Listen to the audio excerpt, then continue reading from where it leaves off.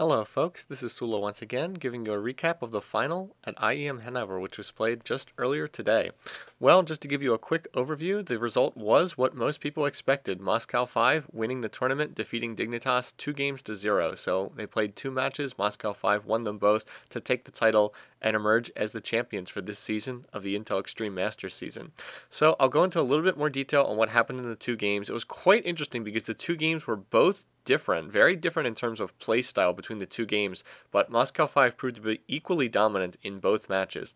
Let me go through the first one. In the first game, Moscow 5 was running Irelia, Karthus, Urgot, Alistar, and Lee Sin against Dignitas, who was running Nautilus, Mordekaiser, Corki, Janna, and Shyvana for their setup. So yes, a little bit strange setup there. Dignitas running Nautilus in top lane against the Irelia of Moscow 5. That was pretty strange. Otherwise, it was pretty normal to both teams' kind of standard setup. Moscow 5 running Karthus because they weren't able to pick up Rise in mid. Corki Janna for Dignitas, as they've been prone to doing. And then the Urgot pick there for Moscow 5. Now, the way this game was set up, it looked like Dignitas really wanted to deny Shyvana to Moscow 5. Moscow 5, of course, famous for their use of Shyvana either in top lane or in jungle. So, Dignitas did have first pick in this game. They first picked Shyvana, then Moscow 5 responded by taking Lee Sin, and that was actually pretty funny because Dignitas in the semifinals had gotten tremendous play out of Lee Sin, so they're kind of stealing each other's champions there. But anyway, this game really felt like it was going to come down to how that top lane went. Voyboy has played the best for Dignitas thus far. He was playing that Nautilus in top lane, and it was just kind of a wild card out of nowhere pick. I kind of felt like it was going to come down to how that lane went. Anyway, I was completely wrong because Moscow 5 ended up winning not because of what was going on in top lane, but because of what they were doing in terms of their jungler and in terms of their bottom lane. So let me explain. Like I said, they were running Lee Sin as their jungler, and they had Urgot and Alistar as their bottom lane combo. Now, very unusual setup here. What they did was they had teleport on Genja playing as Urgot, so he was running Teleport Flash as his summoners. And what he did was he went and took the blue buff right when it spawned at level 1. And he could do that, of course, because as Lee Sin as the jungler, Lee Sin went and did red at level 1. So Urgot immediately got a blue buff. He then took tons of damage, killing the blue buff, and then he immediately went back to base and then teleported back into the lane. Now, while Urgot was doing that, so anyway, Urgot has blue buff at level 1. He uses teleport to get back into the lane. Blue buff got him to level 2, so he could use both his corrosive charge and his lock-on. He could use the full Urgot combo, the lock-on and the missile. I'm sorry I don't know the exact names for those skills.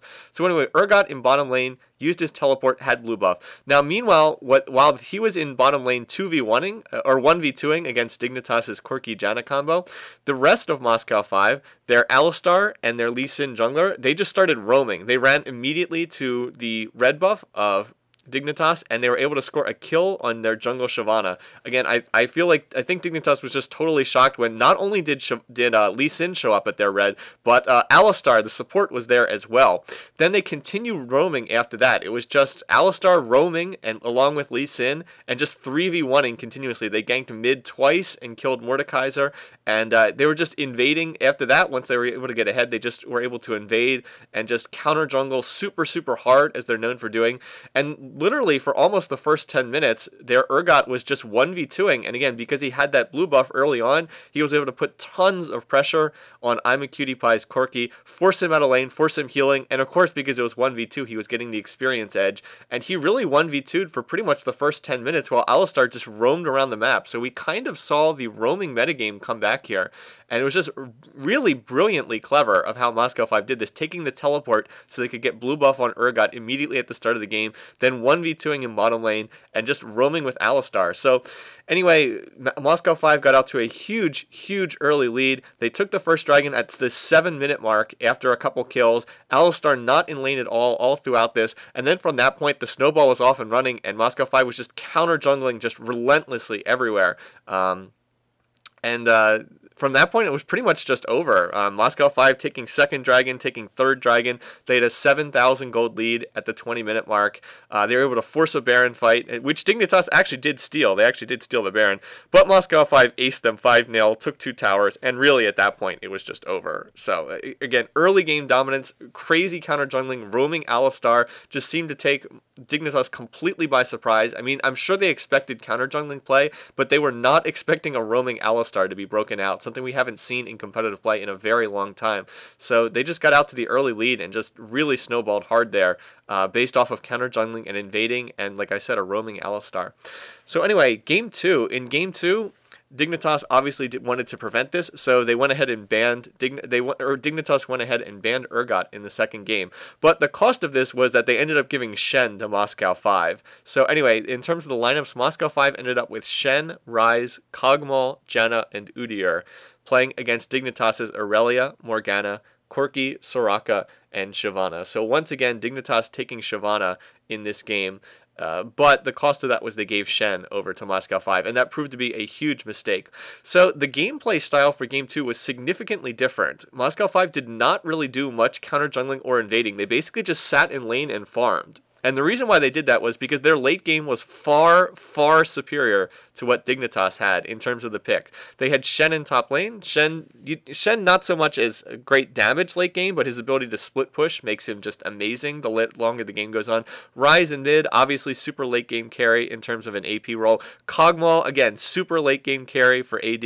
And then Udyr also scales incredibly well in the late game, just becomes super tanky. So they were like, okay, we like our picks here. We really like our picks. We're just going to sit back and farm. And that's all they did for the first 20 minutes. There was very little action, really, for the first 20 minutes or so. Moscow 5 got a nice kill on Morgana in mid, but that was pretty much it. I think there was only one or two kills in the whole of the first 20 minutes. Moscow 5 did sneak the first dragon, but they just basically sat back and farmed. They didn't have much of a lead. They had about a 2,000 gold lead, relatively modest, but it was all about just saying, hey, we like our lineup. We're just going to sit back, farm lanes.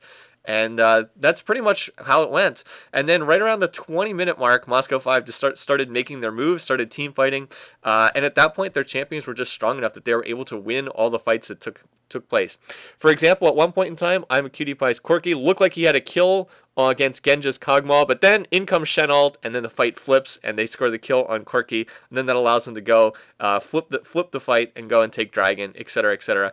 So once they hit about the 20-minute marks, things really started snowballing. Moscow 5 was ahead in every lane. Shen ult was swinging every single fight. The key play was Moscow 5 went and ganked mid. They scored 2 kills. They forced a Baron fight immediately after that, got the Baron, and got another kill. And at that point, it was 11-2 leading kills, 10k gold lead with Baron buff, and the game was finished. Took a little bit longer, took a little bit of split pushing. The game went on for another 10 minutes, but really the game was over at the 22-minute mark when Moscow 5 took that first Baron, scored the 2 kills in mid, forced the Baron fight, took it, and the game was basically over.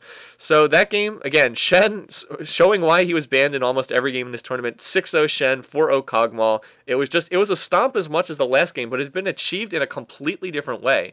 It was achieved through just sitting back in lanes and farming up because they thought they had the better team lineup. They thought they had outpicked Dignitas, and Skara said later in the post-game interview he thought that they had indeed been outpicked horribly in that second match. But again, so Moscow 5 winning out over Dignitas in both games, but doing it in completely different styles in the two games. The first game all about invading, counter jungling, using a roaming Alistar. The second game just sitting back farming in lanes because they thought they had the superior champion lineup, and in fact they did.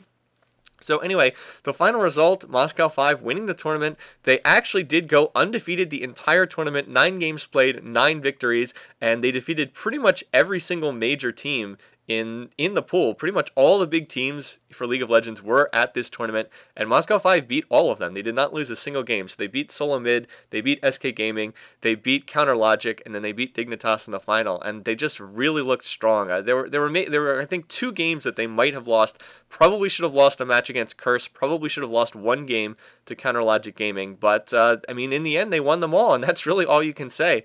And the fact that they were able to win in the finals with just 2 completely different gameplay strategies, I thought was extremely impressive, showing that they're not just a one-trick pony, but that they can play completely different styles of gameplay and still come out on top. So really well done by all of them. You can't even say that it was one player that was carrying Moscow 5. It was really a team effort. In fact, they gave the MVP award at the end of this tournament. They actually gave it to Voyboy of Dignitas. And that kind of made sense because Voyboy had really hard carried Dignitas into the finals. And on Moscow 5, it wasn't really any one person in particular. It was just all of them working together as a team. Their teamwork was just phenomenal in this tournament, and just no one player really stood out to me. I watched pretty much, I think I watched every game that Moscow 5 played. Well, not all of them. I think I watched about 6 or 7 of their 9 games, and again, it was just different people in every game. They all played really well, and their teamwork was exceptional. So for the moment, they are clearly the best team in the world right now. They've won the last 2 big tournaments. They won at IEM Kiev. They won here at Hanover, and they dropped 1 game at Kiev, and they won every game here in Hanover. So they're like I think they're like 15-1 in their last 16 matches in big tournaments. So that's incredibly impressive. So until somebody else beats them, they're the team on top right now, and they're definitely the team to beat. So we'll see where it goes from here, but it was a fun tournament to watch, and their play today was impressive. So feel free to check out the replays. They should be up. If you go to the League of Legends official website, you can find links to all the games there. And I would encourage watching just those 2 final games to see how Moscow 5 is able to win with 2 completely different styles. Anyway, going to cut this short here. I will probably be on League of Legends later today. I don't know if I'm going to be playing custom games, but I'm expected to be streaming later, so I will put up a video post if that happens. Until then, take care, guys. I'll see you soon. Hope you enjoyed these recaps from IEM Hannover.